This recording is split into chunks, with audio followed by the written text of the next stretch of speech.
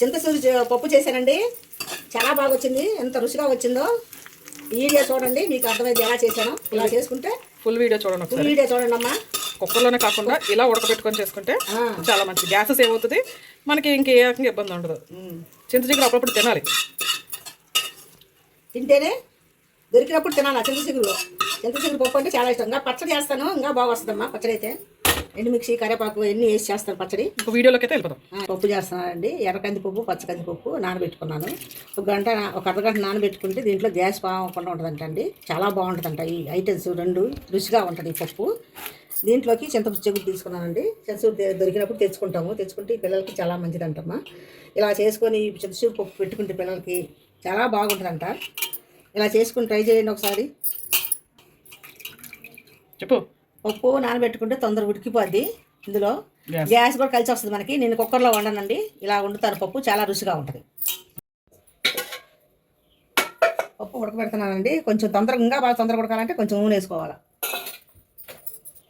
కల్లుప్పు వేసుకోవాలా, లేకపోతే పసుపు వేసుకోవాలా, చిటికెడు పసుపు వేసుకోవాలా. ఇలా ఉంటే తొందరగా ఉడికిపోద్ది పప్పు కూడా.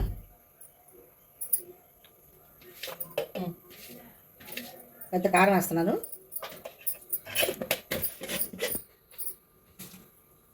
వేసి స్టవ్ మీద మూత పెట్టి పెట్టేస్తాను, అదే ఉడికిపోతుంది.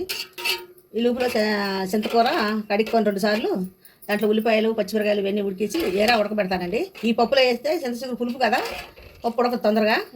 అందుకని ఇలాగ చేసుకుంటే చాలా బాగుంటుందమ్మా.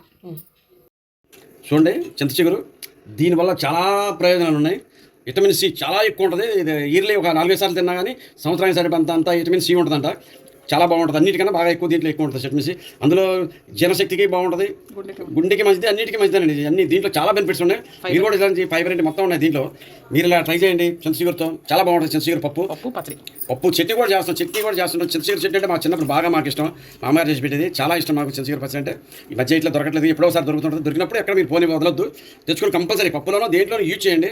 విటమిన్ సి మనం ఎలాగ తిన్నాం, కొన్ని నిమ్మకాయలు కొంతమంది పడవు, కానీ ఇది మాత్రం గోంగూర పప్పులో, ఇది చింతచిగురు పప్పులో దేంట్లో అయినా సరే యూజ్ చేయొచ్చు. చాలా మంచిది, ట్రై చేయండి, చాలా బాగుంటుంది. అయిపోయిందమ్మా. పప్పులో ఉల్లిపాయలు, టమాటాలు, పచ్చిమిర్చి వేసుకొని లాస్ట్న చింతచిగురు వేస్తాను. ఎందుకంటే లాస్ట్ వేసుకుంటే చింతచిగురు బాగుంటుందని.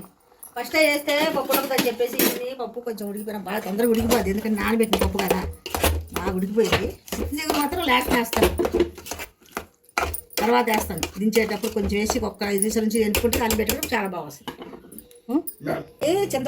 చింతచిగురు వేస్తున్నాను పప్పులో. ఫస్ట్ వేస్తే పప్పు ఉడకదమ్మా, అందుకని లాస్ట్ వేస్తున్నాను.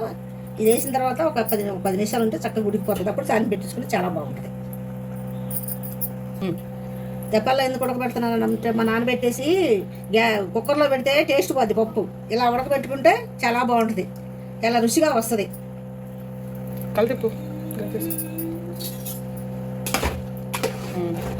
చూడండి ఎంత బాగా వచ్చిందో పప్పు. ఇలా చేసుకుంటామా చాలా టేస్ట్గా ఉంటుంది చింతకూర పప్పు. ఈ కుక్కర్లో అయితే ఏంటంటే అంతా చెత్త అయిపోయి టేస్ట్ పోయి పేస్ట్ అయిపోద్ది, చండాలంగా ఉంటుంది. పిల్లలు చూడు ఎంత బాగా అయిందో. చక్కగా నానబెట్టుకొని ఒక పావు గంట నానబెట్టుకొని వండుకుంటే గ్యాస్ కలిసి వస్తుంది. పప్పు టేస్ట్గా ఉంటుంది, చాలా రుచిగా ఉంటుంది. పప్పు తాలింపు వేస్తున్నానండి. చూడండి టేస్ట్గా వస్తుందా. ఎల్లుల్లిపాయలు, ఎండుమిర్చి, కొత్తిమీర, కరివేపాకు ఇవన్నీ వేస్తున్నాను. ఇలా తాలింపు పెట్టుకుంటే చాలా బాగుంటుంది పప్పు. మీరు కూడా ఇలా ట్రై చేయండి ఇంకోసారి. చింతకూర పప్పు ట్రై చేసుకోండి. కొత్తిమీర, కరివేపాకు ఇవన్నీ వేసుకొని అక్కడ చెనగనూనెతో తాలింపు పెట్టుకుంటే ఇంకా బాగుంటుంది. నేను చెనగనూనె వాడతానండి, ఏ నూనె వాడను. హెల్త్కి మంచిదని చెప్పేసి ఈ చింతకూర పప్పు చాలా బాగుంటుంది. దీంట్లో అప్పడాలు పెట్టుకొని నంచుకొని తింటే ఎంతో బాగుంటుందమ్మా. ఇలా ట్రై చేయండి ఒకసారి ట్రై చేసి చూడండి. పప్పు పిల్లలకు బాగుంటుంది, చాలా బాగుంటుంది.